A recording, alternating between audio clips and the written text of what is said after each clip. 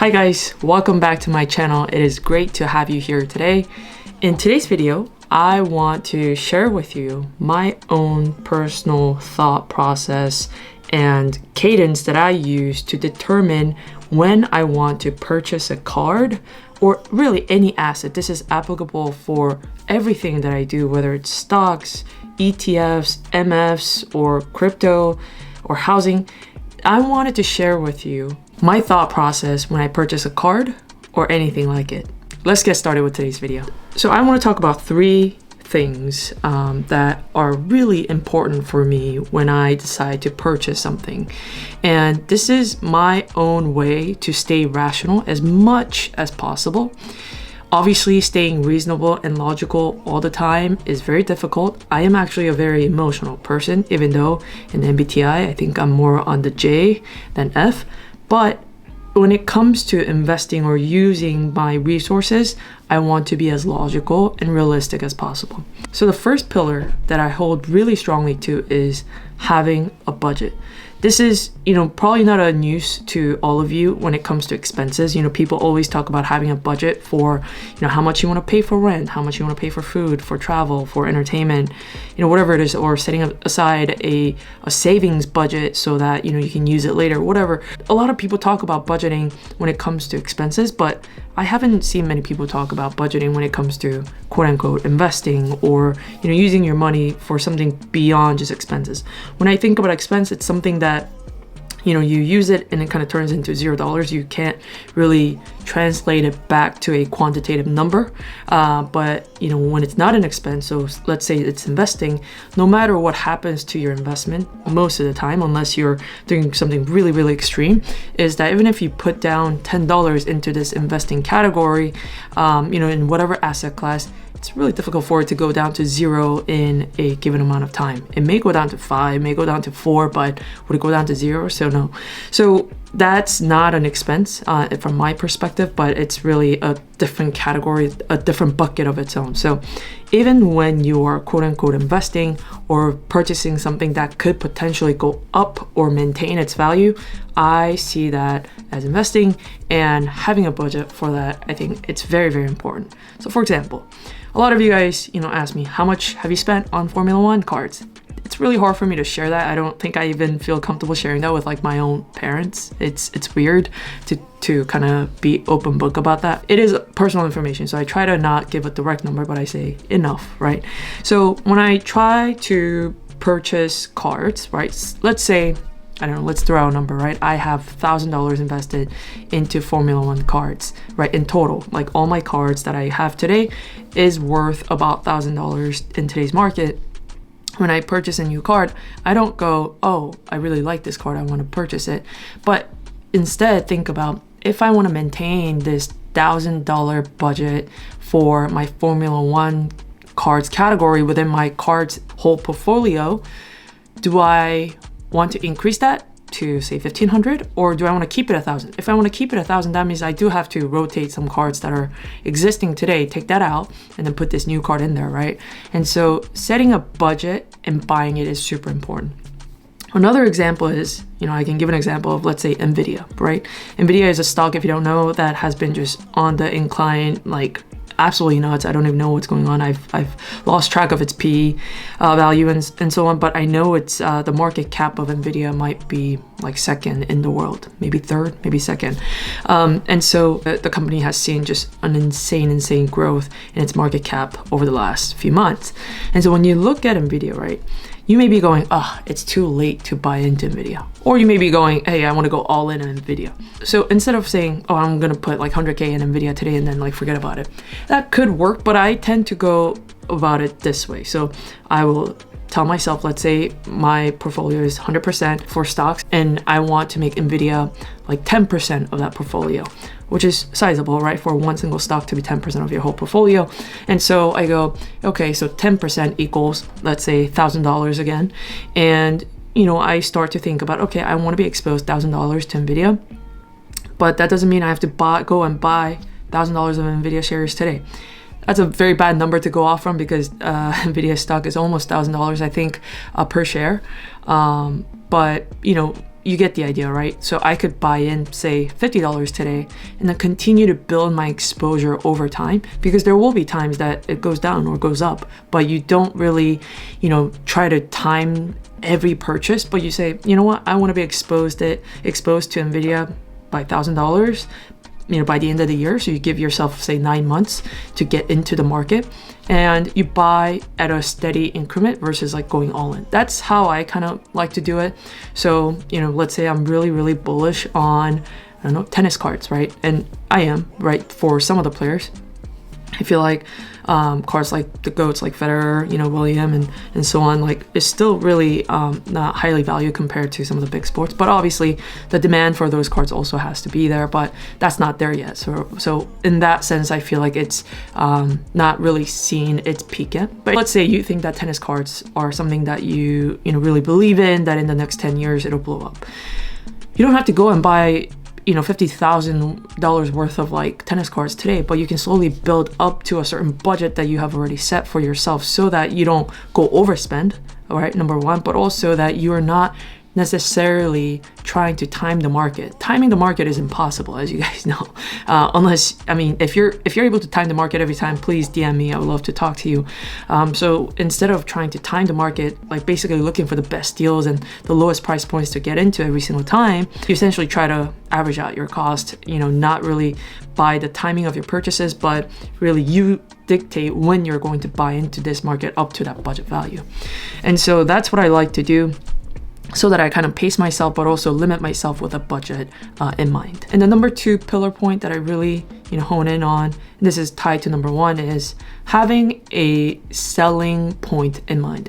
This could really depend. Some things, I tend to not sell at all. There are certain stocks that I've never really sold. I just keep it there because I still feel like it's one of the best investments down the line, and not really sure where I'm going to put the money if I do end up selling it. And of course, taxes, capital gains tax in the United States is quite high.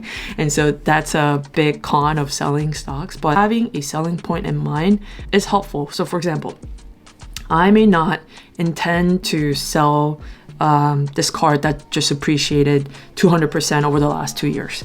I don't have any plans to sell it. But in my mind, when I purchased it, I might have said, okay, if this 2X's, I could see myself letting that go and then rotating that, profit into maybe a more rarer card of that same player or that same set, right? And so let's say I had a PSA 7 gold Lewis Hamilton, right, that I bought for $5,000. And let's say in a year, that same card goes for $10,000. So you did 2x that card, right? And so even though I don't have like a huge urgency to sell the card, but in my mind, because I've already set a selling point of around 2x at the time of purchase, I would be okay letting that card go and then purchasing a PSA 8 of that gold Lewis Hamilton for $15K, because your cost basis of that is still $10K, right? So you might still be comfortable doing that. So that's how I like to kind of think about it when I think about cards is, obviously market value is important. What it goes for today is important. But because there's that collecting aspect, that the aspect of I want to keep a lot of these cards forever, having a value point where you're okay rotating it out has been very helpful, that I don't just hoard all these cards and kind of find myself locked in a situation where I promised myself that I would only spend 10K on, let's say Formula One cards, right? That when a good card comes in, I kind of freeze and say, but I've already maxed out in the portfolio of Formula One cards that I wanted to spend, so I will let that deal pass. No, what I could do is sell a card that has reached the selling point that I've been looking for, and then purchase that card that's out for a good deal or whatever. So having a selling point in mind, whether you act on it or not, I think it's circumstantial. It really depends on the kind of deal and the kind of value that you're looking at, but having a selling point for some of these assets might be very, very helpful, and that's what I do today. And point number 3, and this is probably not applicable for every one of you, but having a portfolio, right? Portfolio is all your things that you own, right? Decently risk managed is very important. And that's something that's important for me. And circumstantially, like I said, it probably doesn't apply to all of you because of where you are in your life. For me, I don't consider myself young or old, but I do have a family, right? So I can't go a spread of 0 to 100 all the time, right? But I can have certain buckets in my portfolio that does go 0 to 100. I know a lot of you guys are invested into the crypto market, especially, coins like Bitcoin, Ethereum, and so on. Yeah, like having some portions of that may not be too terrible. Obviously, I have family members and uncles who really don't believe that Bitcoin will survive, but I think it's a little bit nearsighted in my opinion. I think having some exposure to it and managing your portfolio overall is really important. Like if you have really only safe assets in your portfolio that pay dividends, every year, but don't grow really in its value, or you really managing your portfolio well, right? And everyone has a different goal. Some people are okay with 5% growth each year. Some people want 10%, 15%, and so on. But having your portfolio managed properly, that ties back to your risk appetite, and having a balanced portfolio will be really, really good. Like if you have one asset that is very, very safe, right? Bonds, for example, maybe coupling that with some exposure to cryptocurrency might not be a terrible idea, depending on where you are in your life, obviously. And so that's what I try to do is, I think about, like, okay, I want maybe 10% or 15% of my portfolio to be like risky. Like it's down 20% today, and then it's up 40% tomorrow, and then it's down again 40% the next day, but it's back up at 50%.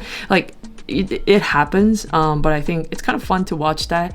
And I guess you could say that that's more closer to the lines of gambling than investing. But I think as long as your portfolio is managed properly, with right levels of risk, I think it's fun. It's fun to play like that, and that's what I do today. And talking about gambling and investing, I know this is a topic that's widely discussed today in the card collecting community, is that I think over the last 2 to 3 years, we've seen a shift in, kind of this, we've had a pivoting point, I think, as a hobby. And obviously there's niche, cases too, but I'm kind of looking at it at a, high level, what's happening to the overall market. We were at a point where, a lot of people were arguing and debating over whether trading cards and sports cards should be a form of investment or should just strictly be collecting. I think we're past that point at the macro level. I think we're now kind of debating around, are trading cards and sports cards being treated like an investment or a form of gambling? I think it's definitely gone past the level that I've ever anticipated the market to go at. But I think it is the reality, right? It's neither good or bad. I think that's the reality, is that the market wants quick turnarounds of results, whether that's, in a form of, purchasing a card because, this, quarterback is going to perform well, or you believe that this quarterback is going to perform well this weekend, and then if they do, your card goes up in price and you sell it, or if they don't, your card goes down in price and you lose the money. Not all of it, obviously, right? So I wouldn't say it's bad or good. I think that's just how the market is. And there's several factors that I think that contribute to it. I won't go through all of it, but the biggest factor that contributes to this trading card and sports card space turning more favorable to sort of gambling and betting nature of, industry is actually the generation that is coming in to the market, a generational wealth transfer that is happening globally to Gen Z. Gen Zers typically do want things really fast, and it's not really their fault, I think. It's nothing bad or good. It's good in some ways, bad in some ways too, just like the characters of millennials and characters of boomers.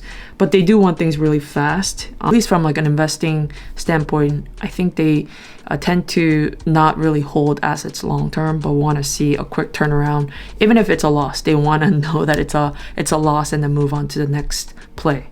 And so it's just kind of like my bonus point of perspective about kind of the industry overall in the collectible space, especially around cards. I think that we are kind of gearing more towards the gambling, like so breaking, opening wax with breakers, mystery packs and repacks, and even purchasing single cards, single graded slabs for certain plays or certain, anticipation is becoming, really strong the last few years. So I think the hobby at one point was at a point where we were debating, should this be a form of investment, like an alternative asset thing, or purely collectibles? So we were at that point of cross-section, like collectible versus investment. But I think now that question is no longer being asked, but it's more or less around, are cards a form of betting and gambling or a form of investing? Gambling is legal in many parts of the world. So, and I know many people who make actually a living through sports betting. Like they're really good, but they're always studying and analyzing the players and watching like 12 different games on a screen. I think it'll be very interesting where the industry goes, and whether breaking and betting becomes a big part of the card industry, or if it continues to be a fight between investing and holding cards long term, holding wax long term, or breaking everything right away and then not letting cards be stale in your hands for more than, I don't know, like 30 days, right? So I sidetracked a little bit, but that is my thought process when I am at that cross point of deciding to purchase something or not, is I give myself ample room to think about my budget and when I'm comfortable selling it, and making sure that my overall portfolio of cards, stocks, and many other assets is risk managed according to my circumstance and where I feel most comfortable, right?